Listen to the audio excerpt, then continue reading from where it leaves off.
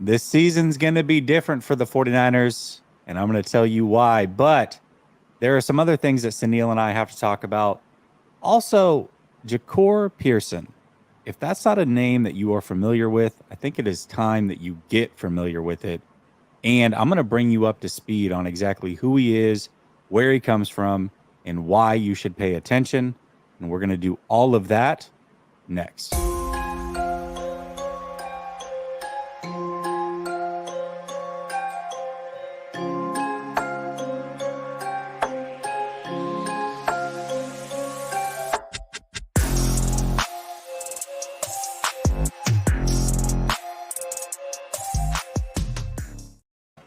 All right. Welcome back to Last Second Sports, where we are giving you our take down to the last second. It's your boy Jesse, and it's not Tuesday, but I got my guy, So Real, Sunil, in the building. We had to call an audible, and I'm glad we did. What's up, Sunil? Just out here living the good dream. The real reason why I couldn't go tomorrow is the Lakers are playing, so I got to represent. Listen, I am not surprised by that, and I actually want to watch the game as well. I think you're going to be disappointed. I think Denver's going to go to the NBA Finals. I think they're the best team in the NBA, but we will see how it goes for your Lakers. We shall see. and like usual, you're wrong, but okay. Right, that's totally fair. Yeah, I mean, according to Warriors fans, they want the Lakers and the Celtics, and that's the only reason the Lakers beat the Warriors. So sure, you didn't get the script, bro. Yeah, they got the script. Apparently, they got the script. All right, before we get into our topics, I want to talk about Jakor Pearson. And I don't know how much you know about him, but this is a kid that is catching everybody's eye.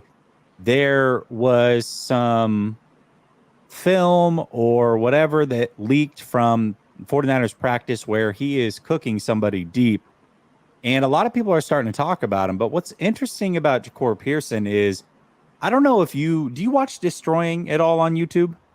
I definitely come across his clips, and it's very entertaining for sure.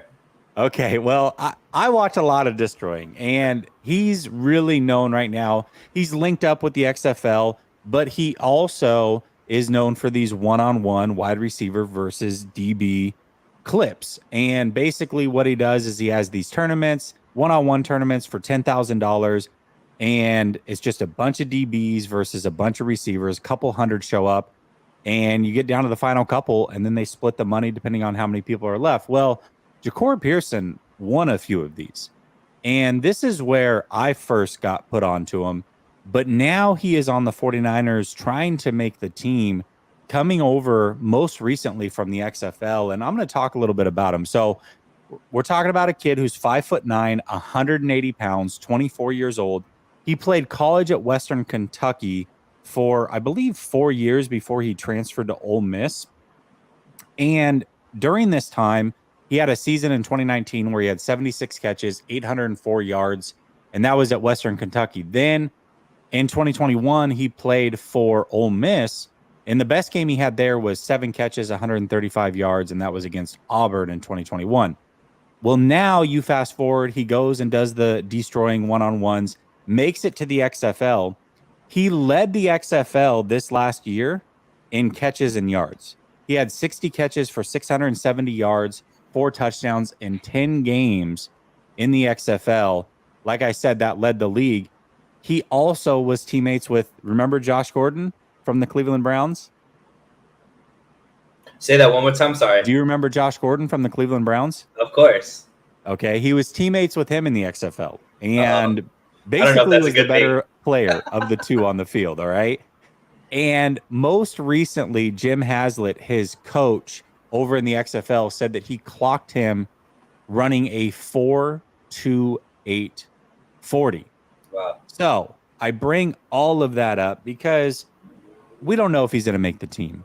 But if the 49ers are looking for a dark horse, explosive player to add to this roster, Jakor Pearson just might be that guy. And I think a lot of people need to start to take notice of who he is in case he does make the team, because this might be a real future weapon for the San Francisco 49ers. I mean, we're talking about a kid on Twitter that has less than 3,500 followers, okay? So he is not he hasn't even blown up yet. But if he makes the 49ers, I have a feeling he's going to blow up, and he's going to blow up in a big way. What are your thoughts of everything that I just said about Jahcour Pearson? Is he somebody that we should keep our eye on? Is this somebody you're rooting for? What are your thoughts? Well, what was the height and weight you said? 5'8", 190 pounds. 5'8", 190. Because I read he was 5'7", and I think initially you said he was 5'9". So which one is he? 5'7", here, 5'8", let me see 5'9"? what I got. Hold on. Let me pull it up. Excuse me, 5'9", 180. 5'9", 180. Okay. So I wonder how real, because we know NFL heights are always, a little bit, it could be, usually it's a little bit shorter than what he is. But however, so 5'9", 190, and he's not going to be somebody that's going to be out jumping people, right? Because obviously he's going to be one of the shorter receivers in the league. But do I think his height and weight automatically take him out of the league? And I'm going to say no. And there's a player that has had a very, very successful career in the NFL that has similar height and weight measurements. And that's a guy by the name of Deshaun Jackson, 5'10", 175, who had a great career with the Eagles, great career with numerous teams in the NFL. And it wasn't because he could necessarily out jump guys. Obviously, it was his speed and his ability to run routes. Now, I could already tell from the little bit that I've seen of Jahcour, he has the speed, right? If he's clocking a 4.2 whatever with Jim Haslett, who has coached in the NFL, and if he's saying good things about him, obviously there's something there. I think it's going to be based off of how good is his route running. If he could run routes, Jesse, I could absolutely see him as somebody that can be on this team, because obviously one thing in the league that you can never have enough of is speed. And this guy has burners. Am I rooting for him? Absolutely. But obviously when you are shorter, maybe not as heavy, you don't have the measurables. You have to be elite at other things. We know he has elite speed, but I think it's going to come down to his route running and obviously his hands. If he can have, show that he could run routes, if he could show he has, great hands, I could definitely see him getting a spot on the team, not only as a receiver, but also special teams is something that, having a good punt returner, kick returner, there's not much after Ray, right? So having somebody like that on the team, I think could definitely, there's a role for him. Yeah, and a lot of people are saying he's only 5'7". I don't care if he's 5'2". Like, if you can play, you can play. And the way that I see it is, if you, and obviously the XFL is not the NFL, but there's a lot of players that came from the NFL. There's a lot of players getting second chances in the NFL just off this last year. And so to lead that league says something. I mean, he obviously can play some ball. And if he somehow makes this team and finds his way on the field, it's not like we're looking at him to be the number one guy. If he's a fifth or a sixth option with that kind of speed, I mean, I don't know. There's a lot of creativity you can do with him and CMC and Kittle and Ayuk and Debo on the field together. I don't know. He's intriguing. He's very, very intriguing to me. And, a player that killed it in the league you're talking about, and thank you. Brother Bob just said it. I was going to say Darren Sproles. You remember him? Right. Very, very quick, very small. He made it in the league as a running back, obviously two different positions. But the kid is tough. He played safety in high school. He's just an elite athlete. So I'm intrigued, to say the least. I'm not here to say that he's going to make the team and that he's going to be a superstar. But if he somehow finds his way on this roster, I wouldn't be shocked. And I think there's a lot of interesting things the 49ers can do with him. And I think a lot of teams have tried over the last few years, the Rams, Seahawks. We've seen the Cardinals do it. Take some of these smaller, speedier players that haven't panned out. Well, maybe this is a guy who took an interesting path to get to the NFL. And now that he's finally here, maybe he does pan out and he does it for the San Francisco 49ers. So I'm just intrigued. That's all I'm going to say. I'm very intrigued by the kid. He's going to be fun to watch if he does make it. So that's good. For sure. Most definitely. Okay. So that was the shout out to Jahcour Pearson. I highly recommend just go check him out on YouTube. Go check out his highlights. His name is spelled Jahcour. Jakor. Go check him out. Okay. Let's talk about the 49ers in general. And taking the whole offseason into account, we've had the draft, all of that. Where do you think on paper the 49ers need to improve the most?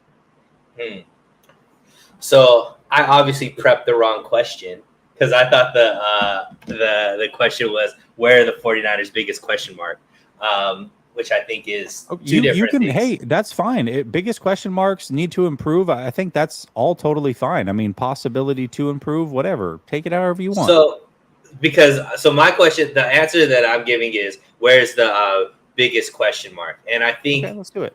I think I think the right answer or the main answer is going to be quarterback because we don't know who the quarterback is. But I wanted to take a different route, and this is something that I think we kind of just took for granted, but I think is also a very big question mark as far as how everybody involved is going to respond. And to me, Jesse, that's going to be Steve Wilks. And the reason why is, Steve Wilks is obviously well respected in the league. I think he's a player's coach. I think that he has a lot of attributes that obviously people admire. But as far as his results as a defensive coordinator, haven't necessarily. I mean, he hasn't been the head of an elite defense in any of his runs as a defensive coordinator. So there's one thing. Now, he's never had as much talent on his team as he has with the 49ers, and he hasn't been a part of as stable of an organization as the 49ers have been, underneath the Shanahan and Lynch regime. So those are also two things that would be in his favor. But, this 49ers defense has turned into a really, really elite defense. We can all admit, right? They've been top 5, top 10 for the last however many years. Now, with that being said, the coaching staff has had very little turnover. And what I mean by turnover is everybody. So first it was Robert Saleh, and then DeMeco Ryans was already on the staff. He had been part of the defensive staff since the regime started. So even though it was a new defensive coordinator, it was a hire from within. So all the terminology, everything is, was the same with just a few minor tweaks, right? This is the first time we're going to see this defense run by somebody that hasn't been on the team throughout the whole regime. And underneath and having, a really, really major role. So I think we all assume that everything is just going to be business as usual. And for the most part, maybe we should assume that it's just going to be business as usual. But this is something that's extremely new to this regime. This is a coach that hasn't been the head of an elite defense before. So that to me is a question mark. Like we expect it to be still a top 5 defense, but if there is an issue with the defense, or if we start seeing it not live up to those expectations, maybe it is a lot of change to just expect that it's going to be business as usual. So to me, I think that's a big question mark that not too many people are talking about. Interesting. Okay. Twisted Clown says Kyle's decision making will be the dark horse. Yeah, maybe. We were talking about Jahcour Pearson. Maybe that will be the dark horse for sure. Twisted Clown. Appreciate the super chat. Yeah, I definitely think Wilks is a question mark. Is it fair to say though that you believe that he will answer those questions, or do you think you're worried about it? No, I think there's more of a chance that the defense does fine and is still elite than is not.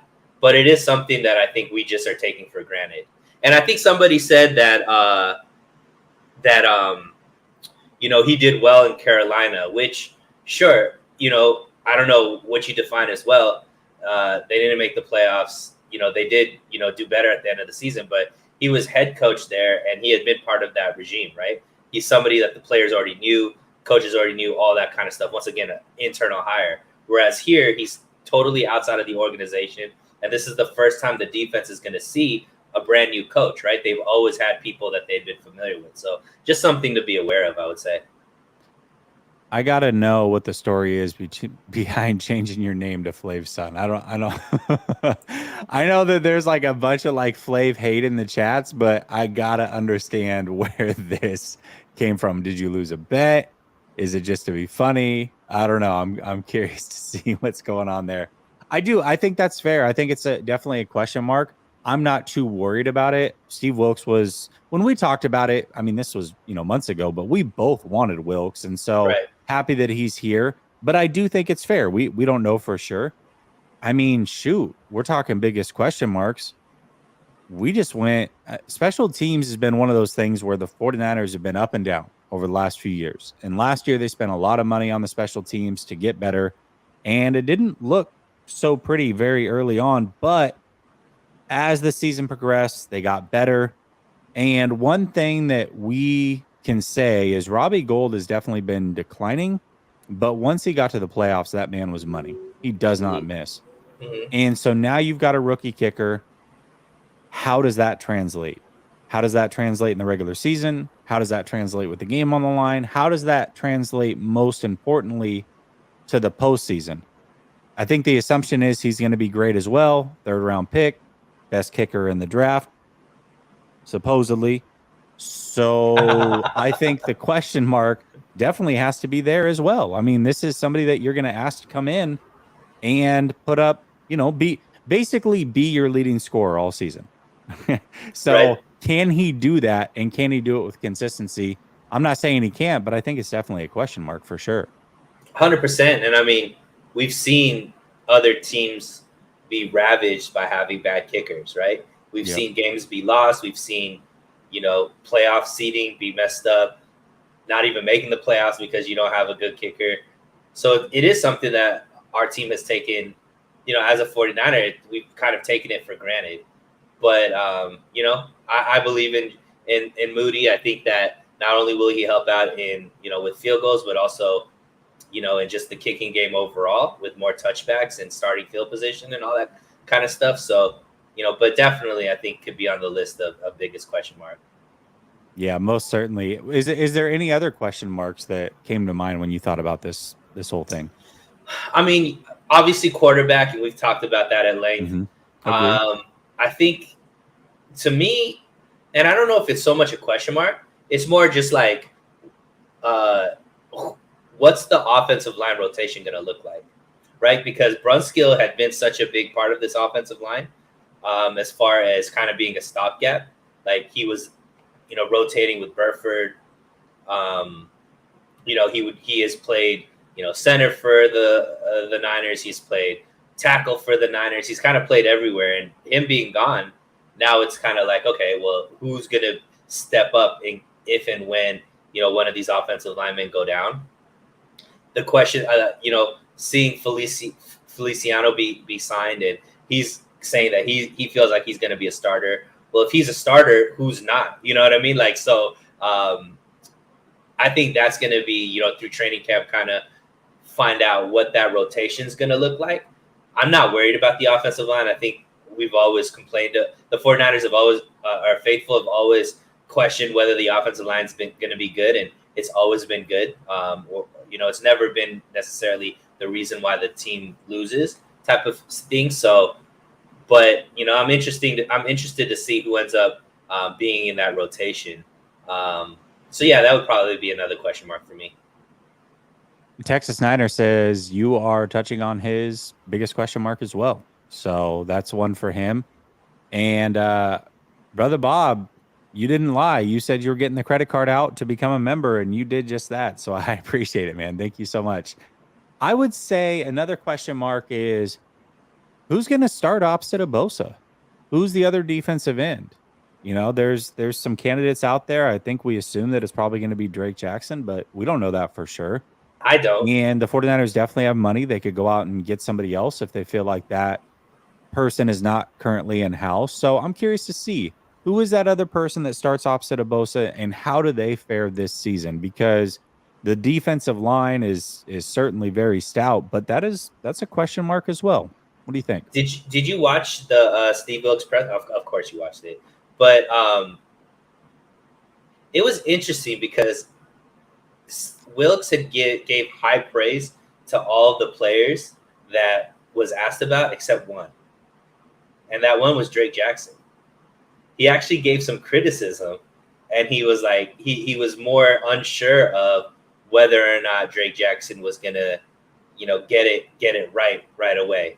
He did mention that he had been there all off season. He had been working on his size, but his strength and all that kind of stuff. But he said there was a lot of room for improvement, and we'll see if he ends up getting to that point. So it wasn't like somebody who was a shoe in to get that. Didn't seem like he was overly impressed by Drake Jackson, which I think, to me that raised my eyebrows, because I was like, wow, he's over here talking about every other player in a glowing light, but for some reason, it was more kind of like, we'll wait and see with Drake Jackson. So I don't know if you got that same feeling when he gave that answer, but to me, that was my takeaway. Yeah, I mean, he definitely did talk about putting on size and strength so that he can last through the season. That was, a compliment, I guess. But yeah, I guess kind of thinking it through, he was kind of like, we'll see. He left Kinlaw, though, didn't he? He sure did left Kinlaw. That's what I'm saying. That's kind of worrisome, right? Because we know what we're getting about. Oh man, Michael Monahan says more blitzing and an improved secondary, scary good. Yeah, I think that's what we expect from Wilkes for sure, is more blitzing and an improved secondary. And I think it would be great if we can get those things, no doubt about it. Flav's son says under Wilkes, after Rule left, they went from 24th in scoring, 18.6 points a game under Rule, to 15th, 22.1, last in yards per game to 17th, and 27th in rushing. But this is all offensive stuff, right? Like they improved offensively. He's our defensive coordinator. But I will say this. This is where Shanahan is kind of a step ahead with his offensive play calling. Is he started out as a defensive guy, and so he really knows how to put players in conflict. He knows what the rules are, so he knows if he runs certain combinations, he's going to get specific things from defenders, and he knows how to put them in that conflict. Wilkes showing that the offense can improve is actually a good thing for a guy who's a defensive coach, because it shows you that he understands the rules of a defense as well and knows how to exploit it, which you would assume means he knows how other people might try to exploit his defense and how to counter that. And that's what I like as well. One more thing about Wilkes, though, that is interesting is he said that he is going to be calling his defensive game from the booth, not the sideline. Any thoughts on that? Once again, like I said, it's different, right? We're used to seeing very, very high energy coaches. We're used to seeing, Saleh. We're used to seeing D'Amico run out there and, high five his players and, tap him on the helmet and really get energized and all that kind of stuff. You can't do that from up top, right? So definitely something different.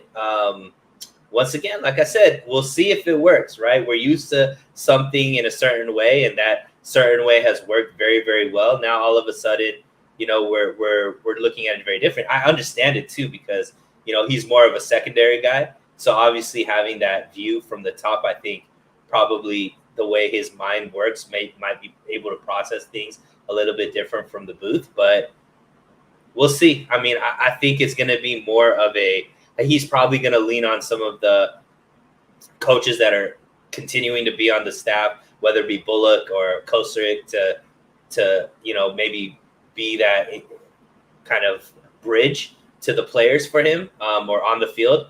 But yeah, like I said, it's something different, which is why I have a question mark. Yeah, it is definitely different. And one of the things that I liked in particular about the Wilkes hire is I felt like from a personality standpoint, he'd be able to bridge that gap. They went from Saleh to D'Amico Ryans.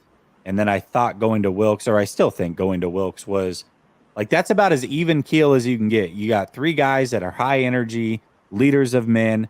And that's what you hear about Wilkes. And so I was like, all right, this is perfect. But it is interesting that he's not going to be calling the games from the sideline, which means his energy and his leadership might not show through during games as much as it could when you are on the sidelines.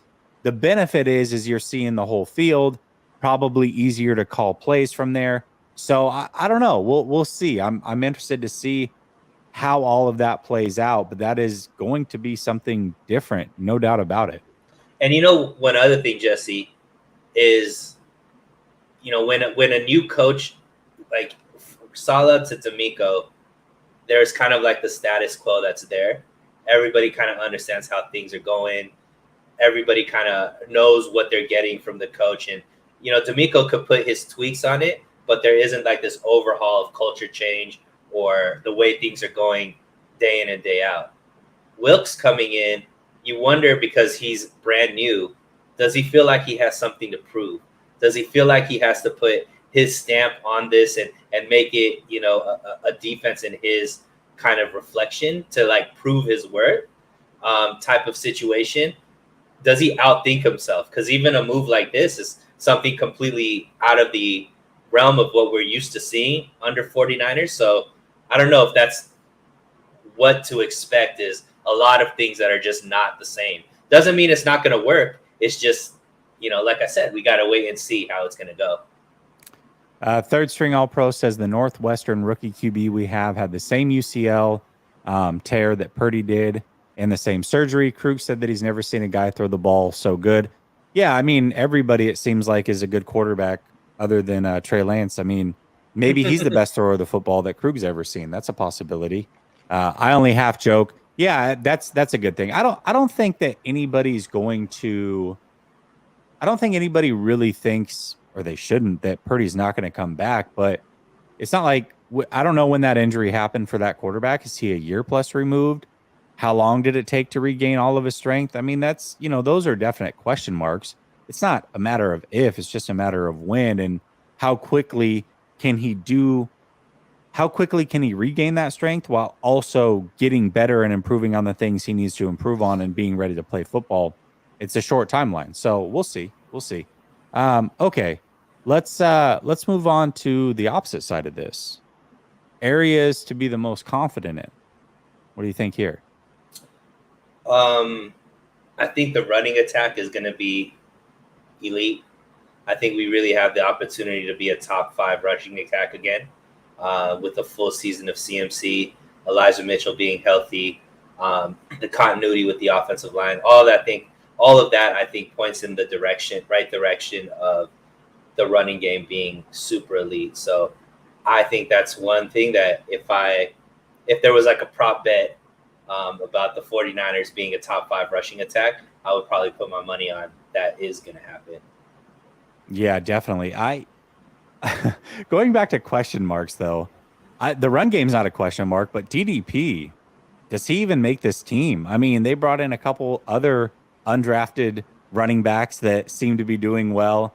I don't know. I mean, there might not be a spot for TDP on this roster. Is he the second guy in a row to get drafted in round 3 and then get cut a year later? I'm curious to see what happens to TDP this year, what he brings to the table. What about you? What are some things that you're pretty confident in? Oh, man. I mean, defense as a whole, I think, is going to be great. Just from a player standpoint, Fred Warner's a year older. Charvarius Ward now has a full year in this defense. We've got Lenore, who's got basically almost a full year starting now. He's got to be very confident. I think as good as Talanoa Hufanga was last year, I think he can be better this year. It was kind of the tale of 2 seasons for him. He had an all-pro caliber season for like 8 games and then really kind of disappeared and started to make a lot of mistakes. I think all of that is good for his development and his growth. So now it's his second full year starting. We've got a bunch of players who essentially redshirted last year. Which one of those guys is going to step forward? I just think this defense is going to be really, really good again. And, a lot of people wonder how the 49ers without a quarterback or their for sure quarterback continue to compete. And not only that, why are they always in these games? It seems like the 49ers rarely, if ever, get blown out. They always show up. They always compete. And that's because they can run the ball and they can play defense. And I don't expect that to change at all. And I think when you can run the ball and play defense as well as the 49ers can, for them, that's going to carry them through the season because the schedule is brutal. There's a lot of travel, but they're always going to be in every game. Every single game I expect them to compete in, no matter what's going on, because of those two things. And I think that's something that we've been able to count on for the 49ers. I think that's going to be something that we continue to count on for the 49ers. Yeah, and to piggyback off of the defense, the two, I guess, weaknesses, if you could say that, of the defense is dealing with speed, and at certain points, more at the beginning of the season than end of the season, but definitely at certain points, stopping the run. I think that one of those things, stopping the run, we saw that the 49ers tightened it up later in the season where they ended up being one of the toughest teams to run on. But the addition of Javon Hargrave, I think, is going to really solidify that and keep that as, a big strength. And I think just, the addition of Wilkes, even though I said there is a question mark there, I think just the way that he plays as far as the too high and the zone, I think it's usually to stop those big plays. And, I hope that dealing with speed is something that the 49ers get better at because, the receivers in the league aren't coming in slower. Let's just put it that way. So that ability to be able to have that communication, because they didn't really add speed to their defense, right? As far as with their corners and their safeties, all of them are a little bit challenged when it comes to speed. So it's going to be, that's one thing that, can be a weakness of ours. So hopefully the defensive line, gets to the quarterback a lot quicker so that we don't have to deal with those plays. Yeah, most definitely. The Young Montana says, let's just say LSS merch looks 100 times better than the cone head merch. Grant needs a new designer. So two things. One, I think Grant's merch fit him perfectly in his personality. And two, out of all the things, there's one that you should like. There was one that was a picture of him and it said cone heads and it was him as a cone head. I actually made that shirt. So, so shout out to that shirt. If there's anything you like, it should be that one. That one was hilarious. So, and I actually have it in my closet. Maybe I'll wear it to camp. I think that'd be super funny. Maybe I'll embarrass him a little bit by doing that. You might not get any interviews though. Yeah, it's fine. I don't really care. I could care less. Okay, so the schedule came out, and I know that I talked about it on this show briefly, but I did it as a call-in show, had a week to sit on it, essentially. I know you've had, some time to look at it as well, and I think it would be fun to go game by game and just see the schedule prediction that we each come up with out of the 49ers schedule. Let's see where they stand, and I've got something, I'm not going to say it now, but I think there's something different about this season for the 49ers, and that's going to come through this schedule review that we're about to do. And I'll tell you what that is at the end. So stay tuned for that for sure. Look at the teaser. This dude's better. media trained right now. I'm getting better. Okay. So 49ers schedule. Let me say this. Week 1, anybody that's going to be in Pittsburgh, definitely hit me up. I will be doing anything that is 49ers related that weekend. I'll be in town Saturday. I'll be leaving Monday, but I will be at the Steelers game. I couldn't miss the opening game. I'll be there with my boy, and he is traveling from Virginia. He's going to drive there. I'm going to fly there, and we're going to meet. But I'm excited to go see the Steelers versus the 49ers. What do you think happens in this one? And let me preface this by saying the Steelers at home, week 1, are like 8-1 in their last 9 times. And under Tomlin, they're 8-1. So they're very good at home, week 1 specifically. What are your thoughts in this game? Yeah, and the opposite is to be said of Kyle Shanahan and the 49ers in these games, right? True. So yeah. I am obviously a homer. I'm a Shanistan. But reality is, because of what you just mentioned, I actually have the 49ers opening up with a loss against Pittsburgh, because 49ers tend to be shaky in week 1, to say the least. A couple years ago, they went out and looked like they were about to blow out the Lions. We all remember that game, and they allowed the Lions to get back in there and make it a game. Obviously, last year the monsoon game against Chicago didn't turn out very well, but if you're gonna get the 49ers, you're gonna get them in the beginning half of the season, and especially week one. They tend to not play their best ball week one. So I actually have Pittsburgh winning this game. I need everybody to throw a boo in the chat. Can we get boos in the chat? Boo, boo, Sunil. Jamal Parker says, will JP Mason get more touches this year? I hope so, man. I think he's a really good player, and I hope that they don't go crazy with CMC and his touches. I hope they reserve him and don't give him 23 to 25 a game. And I think a great way to do that is by letting Mason get his touches and do his thing. Will BA be the big dog he is known to be? I think so, man. I think BA is a hell of a player. I think he broke out last year. I think he might break out even more this year. And will Shanahan let Trey/Darnold cook more? Hopefully he doesn't let Darnold cook unless it's with like kid gloves and maybe like in a easy bake oven or something like that. Or maybe he lets him make PB&Js. I don't want to see any of that cooking. But hopefully he lets Trey cook if he plays for sure. I appreciate the comment. Tinker says, when the lights go out in the city, Steelers-Niners, week one. All right, first of all, the fact that you picked the Niners to lose in a game that I'm going to be in attendance, spent my hard-earned money to go see, travel to Pittsburgh, they are not going to lose week one with me in attendance. It's just not going to happen. The 49ers are going to win week one. I don't know how the Steelers are going to score. Can you riddle me that with Pickett, two gloves, baby hands, I don't know, whatever you want to call him. I just don't see it, man. I don't think he's a very good quarterback. And what's interesting, though, is I want to throw this out there. If Purdy starts week one, Purdy was the last pick in the draft.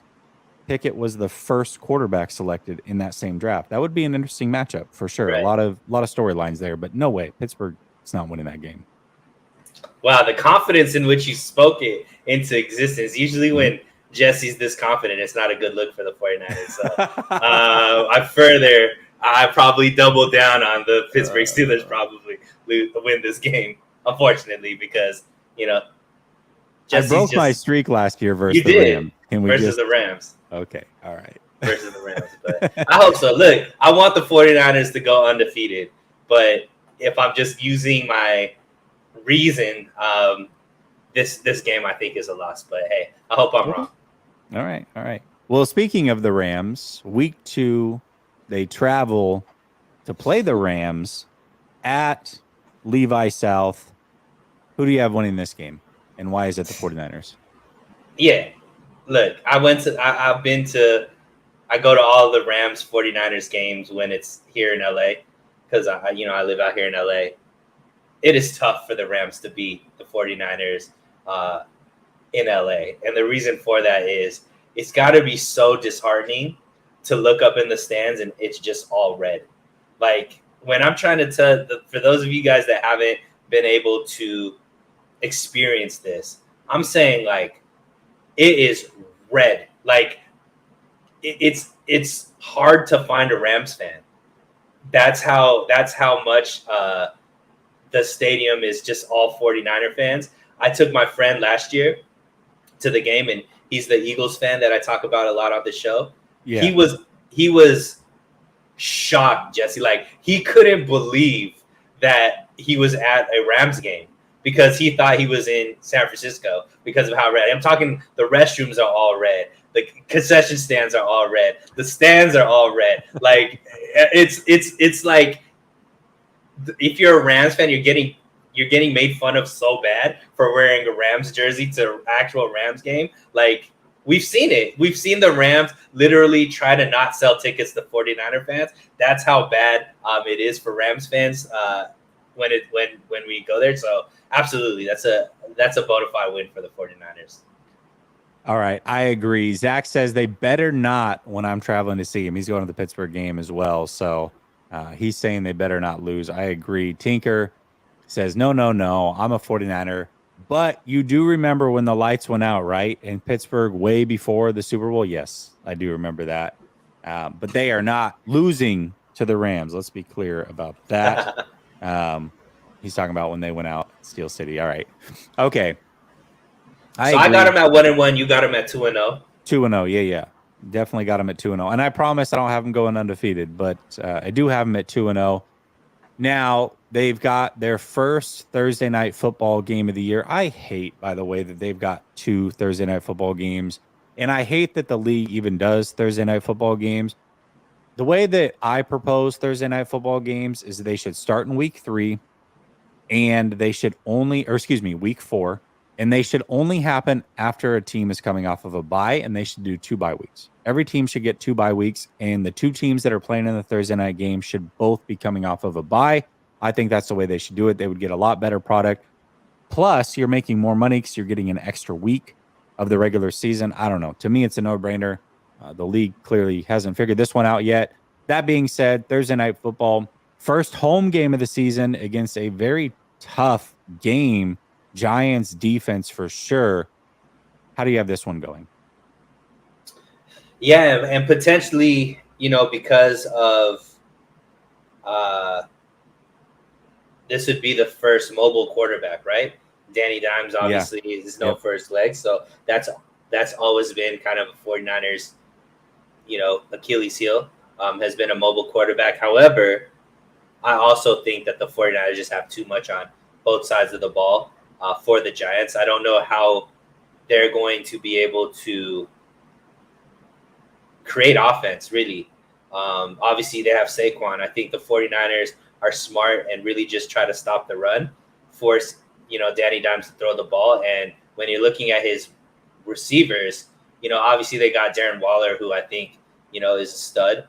But outside of that, the receivers aren't really people that strike fear in your heart. So I do think that the defense is just too much for the Giants. And even though you said they have a good defense, I don't know if they're good enough to really slow down the 49ers. So I have this as a win. Yeah, I agree with you. I have the 49ers at 3-0. I think the Giants are pretty good. I mean, maybe they're a 9-8 team. Maybe they sneak into the playoffs again, but good defense. Danny Dimes can be a handful depending on what's going on, and obviously Saquon Barkley. But overall, the 49ers are just a much better team than the Giants. So I have that as a win as well. I have the 49ers at 3-0. You have them at 2-1. Mm-hmm. Week 4 at home again against the Arizona Cardinals. How do you have this one going? Dub. I don't even know who the Arizona quarterback is. Is D-Hop on the team at this time? Is he not on the team? I think by week 4, this team is falling apart. And the team being Arizona Cardinals. I don't think they like the coach over there. I don't think, I don't even know if they're really trying to win this season. They might be trying to go for the number 1, seed and try to get the USC quarterback next year's draft.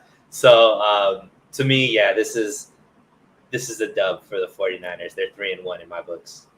I think that it might be the rookie Clayton Tune. I don't know. We'll see. We'll see if it's going to be him or not. But I'm curious because I think he might be pretty good. Maybe not as a rookie, but I think he might be pretty good. Yeah, the 49ers win this game at home, coming off of 10 days from the previous game, a big win against the Giants. I have them 3-0. They're riding high. I now have them at 4-0 after beating the Cardinals. You have them at 3-1. And here we go. Sunday Night Football, third straight home game for the San Francisco 49ers on October 8th against the Dallas Cowboys. How do you have this game going? Yeah, and once again, this is going to be, I think, the first time the 49ers really are going to get challenged on the defensive side of the ball. Obviously, we've seen Michael Parsons do a lot of damage to the 49ers. This is the first matchup of the season where talent-wise, the 49ers just don't dominate on paper the other team because the Cowboys obviously have, just as much talent, especially, on the offensive side of the ball. For me, I have this as a W, though, still. I think that the 49ers just find a way to beat the Cowboys. And, I don't think this is going to be a blowout by any sense of the imagination. I think it's going to be a very entertaining game. But just like the 49ers always do, they're going to break the Cowboys' hearts in the fourth quarter. Cowboys are going to have, a chance to, get back into the game or make some plays that could help them win the game. And they're not going to execute because we know the Cowboys don't know how to execute against the 49ers. So I got them winning this game. Okay, so you have them at 4-1. Yeah. Matthew Sanders says, "What's up, boys? Good to see you both thriving. I had to unsubscribe after the NFC Championship loss just for my mentals, but coming back around, let's freaking go." Well, good to see you back in the chat, Matthew, Matt. Funny, though, that you unsubscribe from all the 49ers channels just so you don't even see it on your feed. That's crazy, man. That's crazy. But I do appreciate you coming back around. Tinker says Super Bowl prediction is San Fran versus the Raiders. Yeah, right. Come on, man. Jimmy G's going to be in the Super Bowl. Nee says easy dub. Cowboys lost their starting center and Zeke. Okay, all right. Well, we'll see about that one. That's hilarious. That is good. That's good. Okay, so this one's versus the Cowboys. I actually have this as the first 49er loss on the season. The 49ers have definitely owned this matchup the last couple years. I think for the Cowboys, this is very important game to them. Obviously, it's important to win every game, but I think this game just means so much for the Cowboys, who have been embarrassed twice now against the 49ers. I don't know if they could stomach doing it again. So I have a feeling they come in with some extra energy. They get it done. The 49ers are riding high at 4-0, and I have this as the first loss for the San Francisco 49ers. We both have them at 4-1 at this point. So you have them losing at home against the Cowboys. Yep, I do. Yep. But somehow the Pittsburgh game. Okay. Yep. You got it. Interesting. Okay. All right. After the Cowboys Sunday night game, they go on the road to play at Cleveland. Who do you have winning this game? So this was kind of interesting because what Cleveland team shows up, right? Because Cleveland on paper, once again, is another team that has a lot of talent around them. Deshaun Watson had an up and down season last year. However, I do think he comes back with a vengeance this year. I think that, having all that time off and playing football definitely showed up last year. So I do think we're going to have prime Deshaun Watson in this. I personally think that they beat the Cowboys before. I think this is going to be the letdown game. Going to Cleveland against a very good defensive line. I think that they have a lot of weapons there. Nick Chubb obviously is a great running back. So I just think that this could be a game that is tough in Cleveland, wintertime type of thing. I see this as a tough, close, but loss for the 49ers. Okay. It's interesting because I talked about this when the schedule first came out, and I got a lot of pushback. Obviously, we don't know what Deshaun Watson we're going to get. If we get anything close to prime Deshaun Watson, then Cleveland's going to be a real interesting team to watch for sure. They just got Zadarius Smith in a trade. So now they've got two very good pass rushers. Cleveland's stacked. They got a really good team. I actually have the 49ers losing this one as well. We have them at the same record at this point. We both have them at, 4-2 we have them at this point? Except I don't have them on a 2-game losing streak. No, you definitely don't, which I guess that means something around here. But we both have them at 4-2.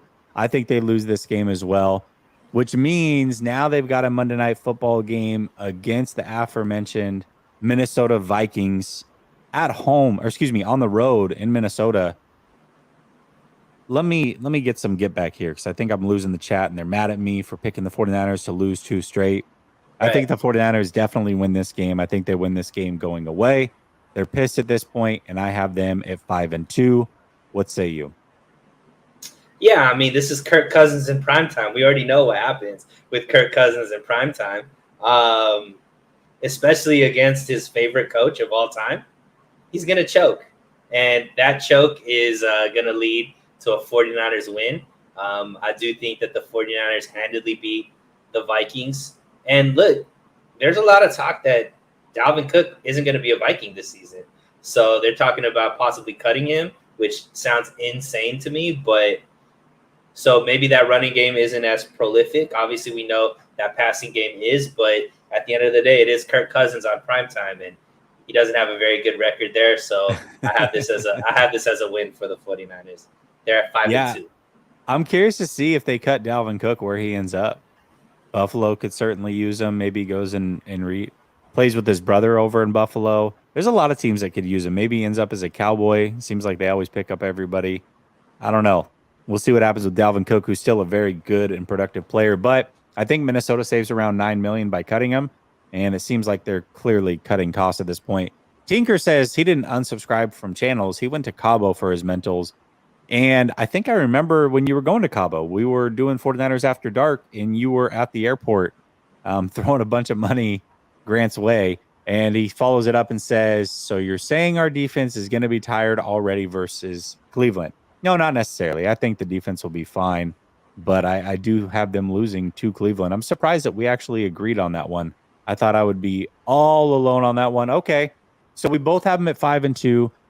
Now they're coming back home a couple days before Halloween here, and they are playing against the Cincinnati Bengals. Cincinnati Bengals team that I have going to the Super Bowl out of the AFC this year.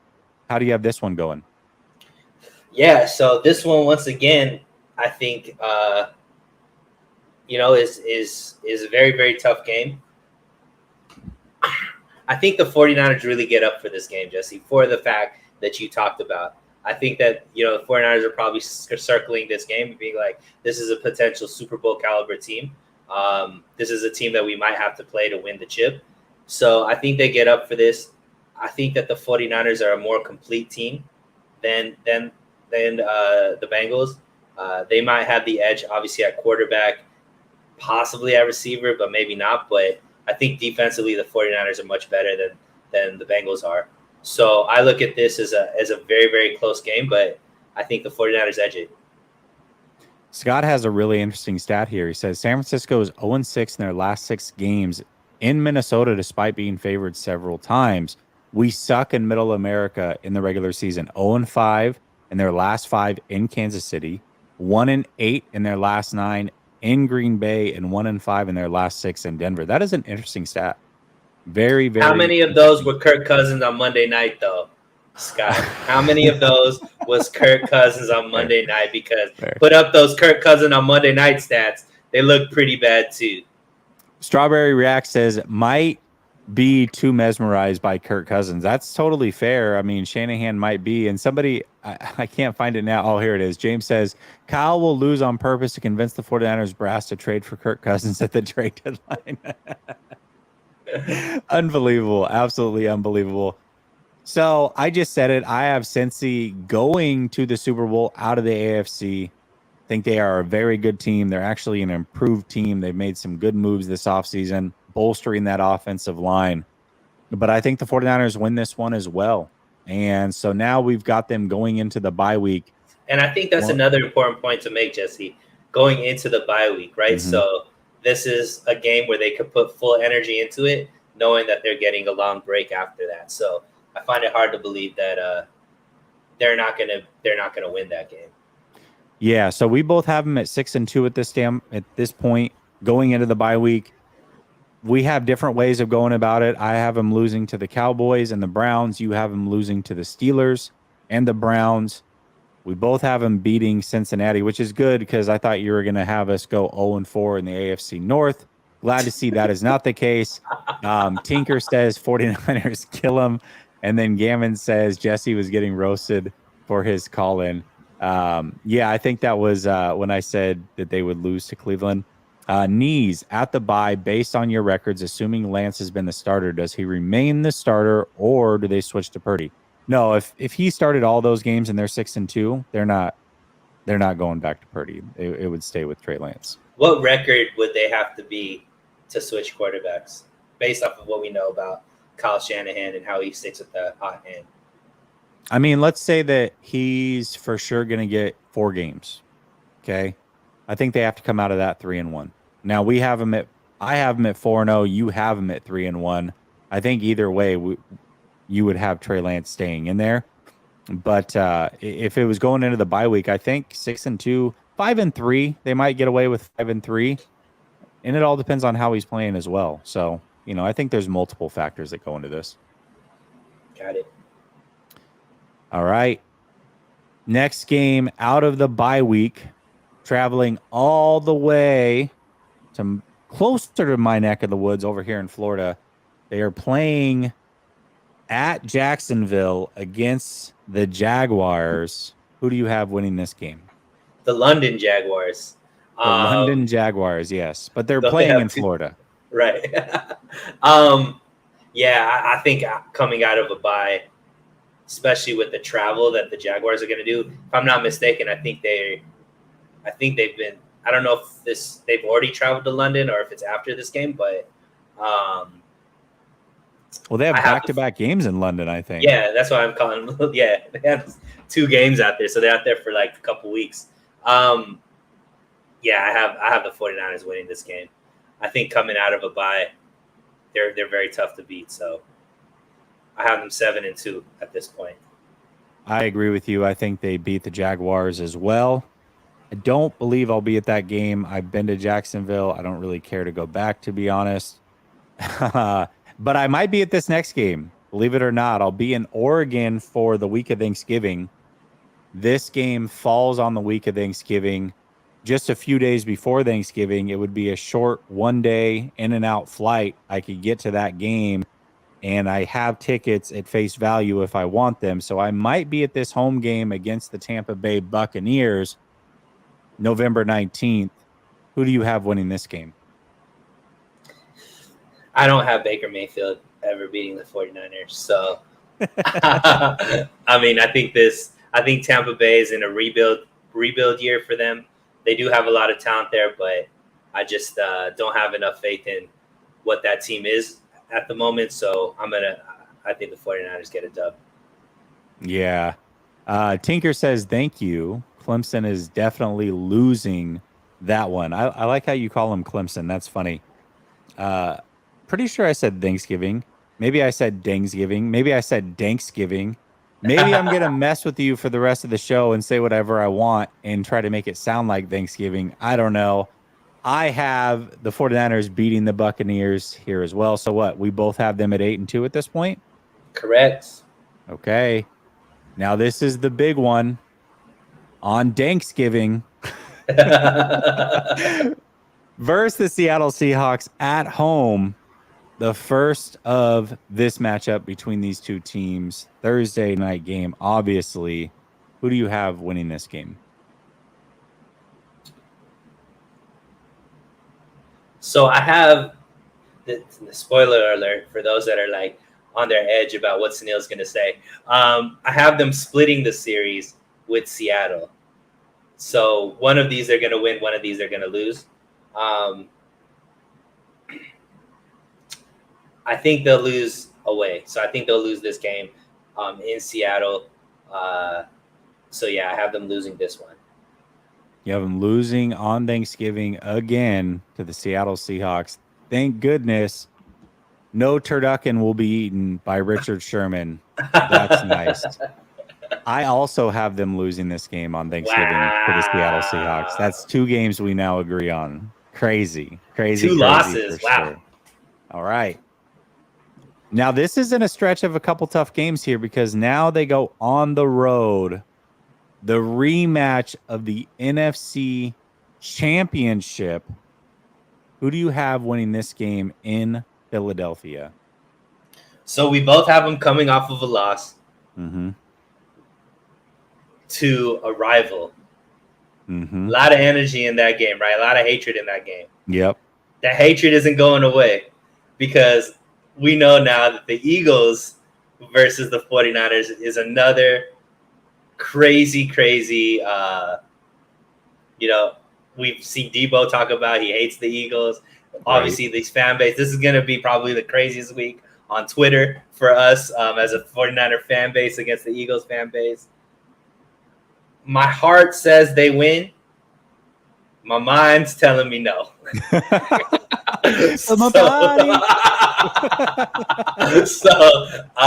Unfortunately, I do have them losing this game, and the reason for that is I don't think they'll be able to sweep the Eagles, but I do think they're going to play the Eagles again in the playoffs, and I think they're going to get them there. I think that they drop this one though. Okay, so you have them 9-4? 4, yep. Okay. So the 49ers have talked a lot of trash this offseason. Deebo Samuel in particular has talked a lot of trash. I fully expect that the 49ers back their trash talk up. I expect this to be Deebo Samuel, assuming health, one of his better games, if not his best game of the season. And coming off of plenty of rest going into this game, high emotion, I believe the 49ers beat the Philadelphia Eagles on the road. And at this point, I have them 10-3. You have them 9-4. Tinker had them at 9-2. I don't know where he's got them now. He said Seattle might might get us, brother. Crazy. Yeah, we both have them. We both have them getting us. However, nice thing is they get their chance again. We get that get back, baby. We get that get back against the Seahawks again.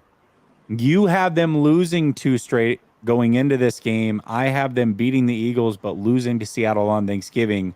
We both agree right here, right? They beat the Seattle Seahawks.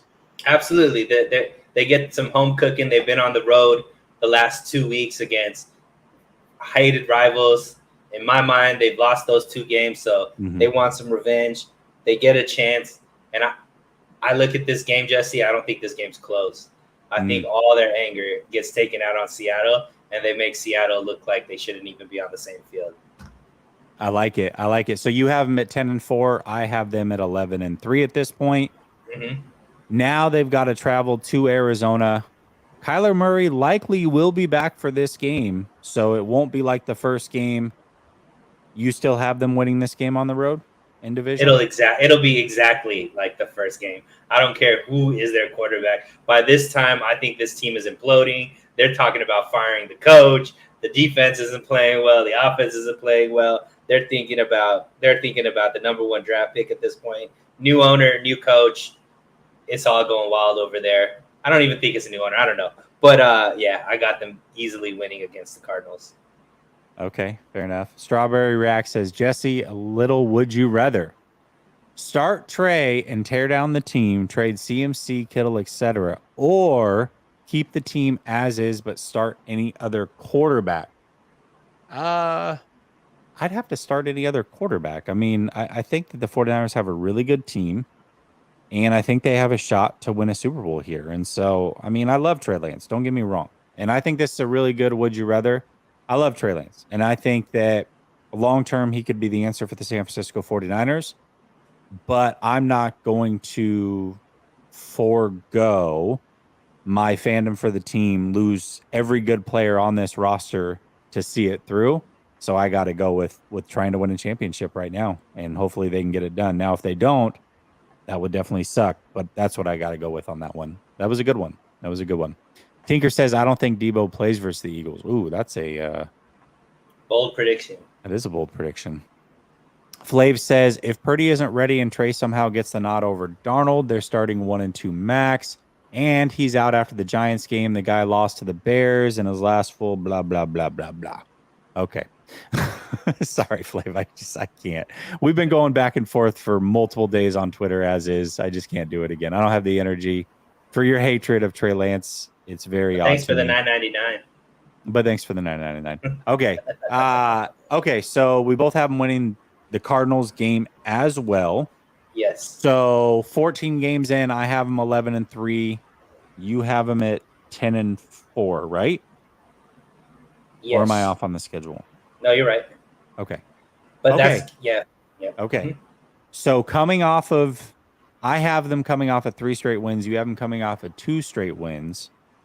Christmas Day game. How lucky are we, by the way, that Thanksgiving Day or night and Christmas night, we get to watch our San Francisco 49ers, although we both have them ruining our Thanksgiving by losing to the Seattle Seahawks.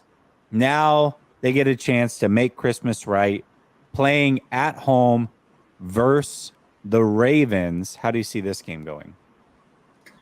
Once again, mobile quarterback, the best mobile quarterback possibly in the league. And I'm assuming this is Lamar Jackson's healthy, which is a big assumption, right? Because he has missed the last few seasons when it comes to this late in the season. If Lamar Jackson's playing in this game, I think this is a loss for the 49ers. Okay. One thing I do like going into this game is if Kyler Murray is healthy, they get a look at a mobile quarterback, and then 2 weeks earlier they would have played the Eagles. So they're as ready as you can be playing Jalen Hurts and Kyler Murray in 2 out of 3 weeks going into this game. But I agree with you. I have them losing on Christmas to the Ravens. We're not to ruin all our holidays. Yes, they've ruined both of our holidays. To me, I have them at 11-4. You have them at 10-5 at this point, with 2 games left in the regular season. Now going on New Year's Eve to play the Washington Commanders on the road. How do you have this game going? Big dub. We bring it in the new year with 49ers winning football, baby. Jesse, I actually have them not losing another game in the season. Oh, so you're saying all the way through the Super Bowl? Yes, all sir. the way through. They're just gonna okay. All right. Well, listen. I mean, that's great. I don't know if I'm ready for Super Bowl predictions yet, actually, but I'm gonna get Super Bowl predictions from you here in a second. Okay. So at this point, you have them at 11-5. Yep. And I have them at 12-4. Mm-hmm. I have them beating the Commanders as well. And then we both have them finishing the season on the road. Well, actually, at home against the Rams on January 6th or 7th, whatever they decide to do. That game is still TBD. So you have them finishing 12-5, and I have them finishing 13-4. So the question I have for you now is, and this is where I said the 49ers are going to do something they haven't done, at least not in the last couple years, as they've gotten ready to go on this playoff push. I believe at 13-4, the San Francisco 49ers are the number 1 overall seed in the NFC, which is going to be crucial. They are going to get that coveted bye week going into the playoffs. Do you think your 12-5 record holds true and they are the best team in the NFC and get the bye? Or do you think they have to play a wild card game? I think the Eagles are going to be the number 1 seed. Dang, really? Yeah. Okay. All right. Interesting. So I have them as the number 1 seed. You don't, but you have them going to the Super Bowl. Tinker said Merry Christmas, by the way. And then I said, or then he followed it up and said it actually could be the Ravens 49ers Super Bowl. Think about it. What popped into my head was the Harbaugh ball. No, yeah, that also. That would be great, by the way. My son is a Ravens fan. He's a Lamar Jackson fan. We're going to watch that game together on Christmas. So if the 49ers don't win, I'll be happy for him. Obviously not happy the 49ers lost, but I could stomach it, see the smile on my son's face. But that would be a great Super Bowl. But no, I was thinking of Dave Chappelle when he was doing his Dylon impression. And then at the end, he said, think about it. That's what I thought of when he said, think about it. Okay. So then the question is, who do they play in the Super Bowl? You have them winning the Super Bowl. Who are they playing in the Super Bowl? Kansas City. I like it. I like it. So you have them getting right against the Eagles to go to the Super Bowl, I assume. Yeah. And then getting right and finally beating the Kansas City Chiefs to get that Super Bowl back. I love it. That would be a storybook season. Jesse, in the battle of the light-skinned, curly-hair boys, Trey Lance takes it, baby. I like it. Hey, I would love nothing more than the 49ers to win the Super Bowl with Trey Lance beating Patrick Mahomes and Jalen Hurts along the way. I love it. I think a lot of people were mad at you with some of those losses you gave, but you just it's like Dumb and Dumber, man. As soon as I thought you couldn't get any dumber, you go and totally redeem yourself. I absolutely love it. Flav says not hate, but realistic instead of blind hope. Flav, thanks for your $1.99, Flav. I think he gave you another back one. And forth, man. Yeah. It's interesting how two people can watch the same games and then come away with completely different outlooks. But if you want some fun, go check out the Twitter thread between Flav and I. I think there's a lot of fun going back and forth there. Flav says, not hate, just can't swap logic for hope like the stands. You're a Jimmy G stan, and I try to tell you that man's not very good. You still think he's good. I don't know what to tell you. You should make some Trey Stans shirt. Last Second Sports. Yeah, I should make some Trey Stans shirt for sure. I should. I think that'd be a lot of fun. Tinker says, playing whoever, but we get 6. I'm fine with that, man. If the 49ers get 6, Paul says that they're playing against Miami. So I think the 49ers play the Bengals in the Super Bowl. That's my Super Bowl prediction. I have the 49ers playing the Bengals. You have the 49ers playing the Chiefs. I actually have the Bengals winning the Super Bowl. So my storybook's not as good. I picked this like 2 months ago on the second channel. I have a Bengals video. I picked the Bengals as my way too early Super Bowl prediction to win the Super Bowl. I didn't say who they would play. I had to see some things play out. I do think the 49ers can definitely represent the NFC, but this one might end in heartbreak again. We'll see. We'll see how the season goes, though. I mean, obviously, a lot can change. I mean, last year I had the 49ers and Bills. Neither of those teams, that was my preseason prediction. Neither of those teams made it. So a lot can happen for sure. Both those teams got close, but the season's long, man. There's a lot of injuries. You just never know what's going to happen. But to pick the 49ers to go to the Super Bowl this early for both of us, I think that's pretty cool. Pretty cool. And I also don't look at it as like a homer thing, because I think you and I are pretty realistic when it comes to the 49ers. We definitely will let them have it if we feel like they need it. So for both of us at this point to pick the 49ers to go to the Super Bowl, I mean, that should either make people feel really good, or we're just both really wrong and you shouldn't feel good at all. I don't know. I don't know which one, but either way. Twisted Clown says 2 people watching the same game with different outcomes. Kyle versus the fans. Yeah, it's very true. Very true. Tinker says, where is the Super Bowl play? It's in Vegas. It is. Interesting. So I was just in Vegas, not this last weekend, but the weekend before, and they have Formula One races that they're getting ready for that are actually, the race is going to be on the Strip, which is pretty cool. And they have the Super Bowl. Believe it or not, they said that the Formula One race will bring in triple the amount to that city than the Super Bowl. I thought that was interesting. Mm-hmm. And I already tried to look to get hotels and stuff. Good luck. Good luck. Good luck, and save your money right now. Yeah. Dang. Yeah. You were you trying to stay at the Bunny Ranch? I was just trying to stay anywhere at that point. I was like, man, even the cheaper hotels are ridiculous as far as prices and stuff. If you could even find one that's available. Jimmy, hey, cashing in on that Lifetime thing, huh? Good to see you here, man. Too bad you guys couldn't make the Super Bowl. Tinker says, remember the 49ers and Raiders Super Bowl? Oh, gosh, dude. No way, man. There's zero chance of that happening. I'll just say it right now. Zero chance that happens. I don't even think the Raiders make the playoffs. I know Jimmy G's great, Flav, but I don't think Jimmy G can do it alone. You know, he's Tinker.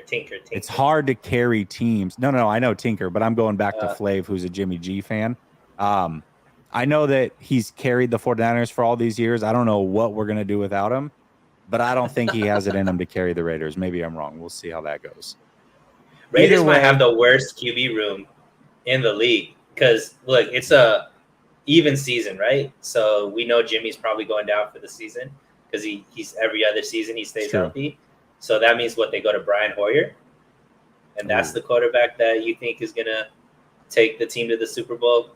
Highly unlikely. Yeah, probably not. But it'd be fun. I mean, shoot, Raiders have a home game. And I definitely think the 49ers win that game. They'd make Jimmy look silly. So I would love that one for sure. Tom Brady That comes being back. said- What's that? Tom Brady comes back for the Raiders. Tom Brady the comes last- back. Oh, gosh.